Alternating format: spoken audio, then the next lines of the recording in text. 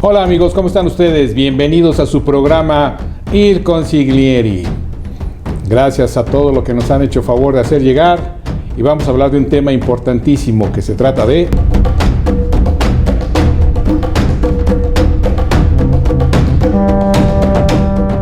una parte muy importante es que quien está haciendo ese despido justificado tenga todas las situaciones perfectamente dominadas.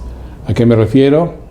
Pruebas, evidencias, todo lo que se refiera a poder imputar en un momento determinado la responsabilidad de algún trabajador al cual se le esté terminando de una manera legal su relación laboral con la empresa. ¿Qué puede haber?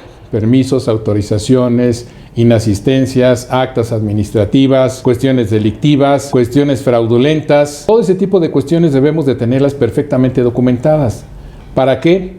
Para poder hablar con las personas que sean involucradas o con la persona que sea responsable de tales actos y en un momento determinado poder conciliar sin que haya necesidad de que ellos acudan ante la autoridad laboral a impugnar a través de una demanda, que tienen todo su derecho también, y por su parte la empresa que quede consciente de que ahí queda la situación. Una parte muy sencilla es las conductas de los trabajadores.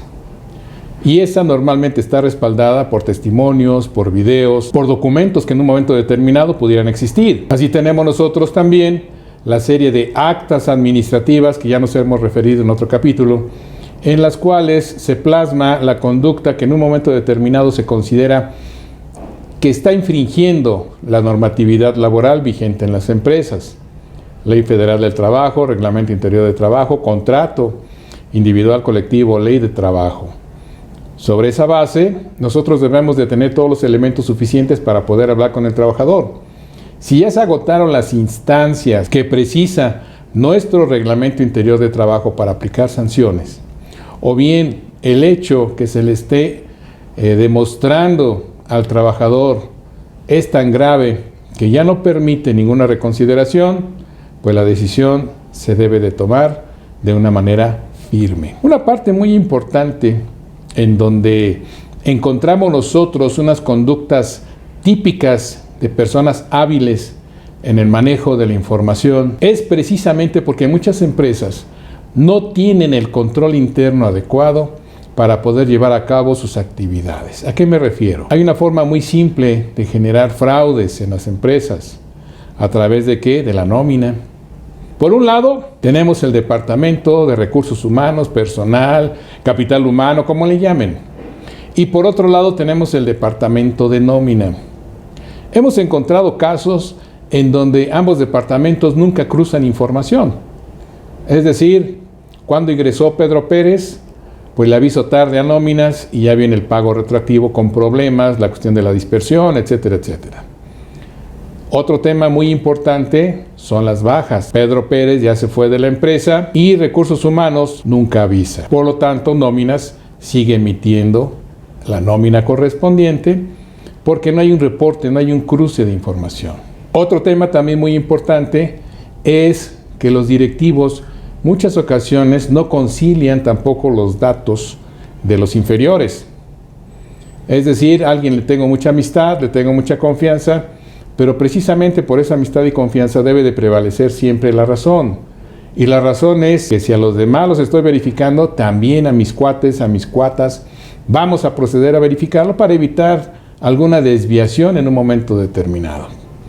Y con ello, nosotros ya tenemos el mínimo riesgo o eliminamos todo tipo de riesgo de incurrir en una situación desafortunada que puede ser fraudulenta y demás. Una forma muy común que encontramos nosotros en todas aquellas personas que manejan disposiciones de dinero y no necesariamente efectivo, sino simple y sencillamente que tienen manejo de vales, manejo de estudios, certificados, etcétera, que al final de cuentas se traducen en dinero y simplemente reportan que es en base a los trabajadores y simplemente proceden a presentar las facturas correspondientes de quienes son los proveedores de dichos bienes o servicios, implica necesariamente que todo eso tenga que ser supervisado por quien gusten, sea por el contador, el contralor, auditoría interna, por quien ustedes gusten y manden, pero háganlo, establezcan un sistema de interacción, de control interno. ¿Por qué? Eso les va a ayudar a descubrir quien quiera ejecutar una desviación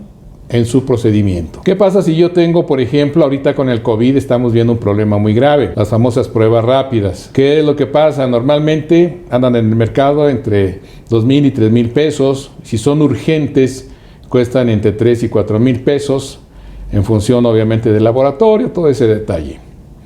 ¿Qué pasa si, al igual que ha salido en las notas periodísticas, mucha gente, en lugar de atender a su población laboral como obligadamente lo es, porque ahí trabajan, empiezan a incluir amigos, familiares, para que les hagan las pruebas? En ese momento hay una falta de lealtad hacia la empresa. Hay una completa y absoluta causal de rescisión laboral, porque inclusive hay una responsabilidad de carácter penal al estar disponiendo de los fondos de una manera fraudulenta. ¿Qué es lo que hay que hacer? Pues independientemente de acreditar quién, cómo, cuándo y dónde sucedieron los hechos, a través de actas administrativas, una investigación interna, una situación muy importante: quién debería de haber estado verificando, quién verificó lo que está sucediendo, a efecto de poder establecer esa responsabilidad que es indispensable para generar un despido justificado.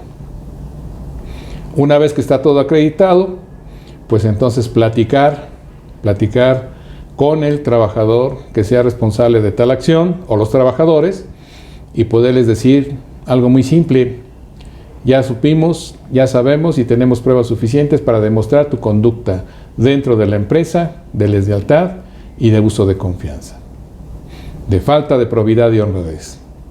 Por lo tanto, la relación laboral se termina. Ahí, en ese momento, puede haber el tema de los importes de liquidación, etcétera, etcétera, pero también hay que ver el daño económico que se haya ocasionado y desde cuándo se empezó a ocasionar.